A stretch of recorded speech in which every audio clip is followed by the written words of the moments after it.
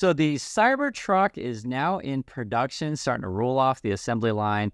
And the question is, are you going to buy one? How well are these things going to sell? Or is this just a bunch of hype? Well, let's just jump right in. I want to go over some things with you guys because I think it's really important to talk about. So let's look at the headlines of this. It's fun to talk about. Tesla built its first Cybertruck, but doesn't really want you to see it. And this is actually really interesting because it's true. Like we get these headlines that it's coming off the assembly line, but we don't necessarily how many they're going to build. And we haven't seen a lot of details about specs or sort of like, really, how can I say, like good videos and photos of what this thing is going to be like to drive, etc. They can take a look at it more. Cybertruck smokescreen, Alice ring warning bells on Tesla margins. And essentially what's going on, it's very interesting how they time this sort of like Cybertruck hype about a week or so before Tesla earnings. I think Tesla earnings, like I want to say it's about 4 days from now. And so this could be a real smokescreen, right? They tried to get retail investors excited about the Cybertruck, et cetera, without telling you any particular numbers. And then when the earnings report comes out, maybe not so great, and it's time to dump on you. But we'll see. More headlines. Tesla unveiled its first Cybertruck, but we still don't know how much it even costs. Is this just another Musk publicity stunt? And it's funny because I get it. There'll be Tesla fanboys and fangirls that they'll be like, oh, Chris, you're so dumb. It doesn't matter how much a Cybertruck costs because Elon Musk is awesome and I will pay any price. Well, that may be you. But the average consumer actually does care how much stuff costs. And this is actually kind of an odd thing that, again, they haven't announced any pricing and they haven't announced sort of like, the different levels that you can get this thing at, because this is something that I'm just sharing with you guys. I was looking at this. This is the actual website for the Cybertruck. This is over on Tesla. And what's interesting, when you look at the menu of the website, it doesn't actually come up on the website. You got the S, the 3, the X, and a Y. But there's no Cybertruck. You actually have to specifically search for Cybertruck to get this. The other thing that's really interesting, because they like to brag about all of their pre-orders. If you click order now and you want to pre-order this thing, Cybertruck, all you got to do is put down $100. This is not a legitimate pre-order. I'll repeat, this is not a legitimate pre-order. You just got to put down $100, and you don't know how much it costs. You don't know what the options are, and I just don't think it's a legitimate pre-order. And I think this is just a marketing thing to hype people up, because if they, to be honest, if they were asking like say a couple thousand, maybe 10,000 like that, that's a legitimate pre-order, and you can say what color you want, et cetera, et cetera. But $100 fully refundable, I don't think you can take that seriously. I was looking through their website here as well. I think this design is going to be an interesting one where it's essentially like a one-piece kind of thing. And the repairs on this stuff is going to be really expensive. We just saw a report recently where someone got in a fender bender with their Rivian, and it was like $42,000 to fix. So it's like, I'll just buy a new truck if you're going to break this thing. The other thing is the design is going to be really controversial. I just don't know how people are going to respond to this thing. And you guys can see right here, it's very, very different than other things. I'm not saying people, we'll buy it. We don't know. That's what we're going to find out. What's interesting too is we haven't heard anything about this. Go back here. The Forerunner, 3-wheel or whatever. I don't know if that's 4 wheels or 3 wheels. If they're actually going to make that, that'd be pretty funny if they did. There's the interior there. And there's this last picture, which is pretty cool, actually. I think it's funny where you got this like essentially table and benches and stuff. So if this is indeed, real and you can buy this thing, I think that's a pretty interesting thing, right? You could camp in this thing, but I don't know. It just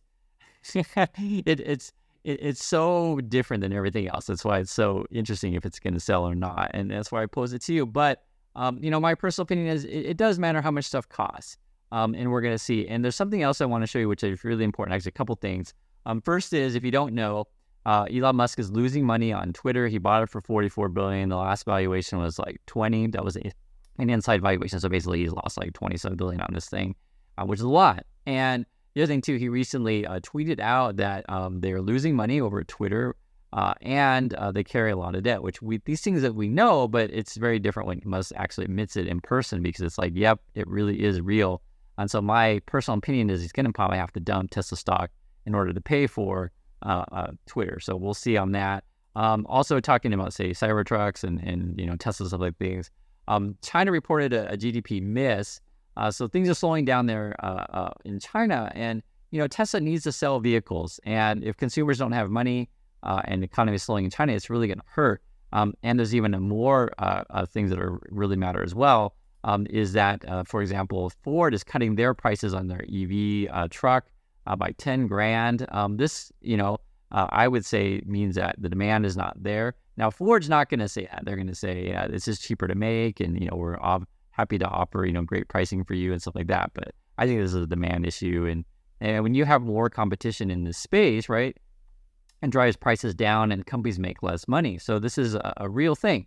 Depending on if you believe that stocks have inherent value and that, companies should be priced based on how much money that they make, right? If you have to keep cutting prices, you just don't make as much money. The other thing too, which is really big, this is not going to be a huge headlines when it should be. I'll read to you for you guys here. It says, New York Fed reports finds America is increasingly facing borrowing headwinds. The basic gist of it is that it's harder to get loans these days, like, say, for example, an auto loan. I would be willing to bet that most Americans, right, when they go and they want to buy their Cybertruck, they're probably going to borrow the money. Now, my personal recommendation is when you go and you buy a car or a truck, pay cash. If you can't pay cash, get a cheaper vehicle. That is my personal opinion on that stuff, but I get it. This new shiny silver truck is going to come out. Oh my God, I have to buy it. I'll pay whatever price because I love Elon Musk and he's awesome. But you may find trouble if you're trying to borrow money because the difficulty is going up. So this is according to the government here. They're saying the overall rejection rate for credit applicants is 21.8%. They give other numbers about auto loans, credit cards, credit line increases, mortgages, etc. But basically, everyone's getting rejected more than the past few years. In fact, the rejection rate is the highest since June 2018. My bet would be our rejections will keep going up. So this is going to be tougher to buy things, essentially, especially big purchases like your Cybertruck. So I think that's going to affect it quite a bit. Talking about the market overall, I noticed that, and this is something that is all of these sort of big tech companies these days, is the valuations are very high. The P/E ratio of Tesla at the moment is 85.29, which is really, really high. You can also take a look at, say, Apple. That's at 32, which is actually very high for Apple. You can also take a look at Netflix, P/E ratio of 48, also very high. The thing is that the way you want to think about PEs, this is price of the stock compared to how much a company makes, how much they earn, is that you want to say, okay, are your earnings growing? And you want your growth of your earnings to be greater than your PE. So, for example, if Tesla were to be a fair price, for example, I would expect my earnings then with a PE of 85, I'd want them to be like basically doubling their earnings by next year. And I just don't think that's going to happen. Moreover, this is actually really big. I show it from time to time, but I show it when it matters most. Currently, the Shiller PE ratio, this is basically evaluating the whole market, is currently sitting at 31.54. I encourage you to look at this for yourself.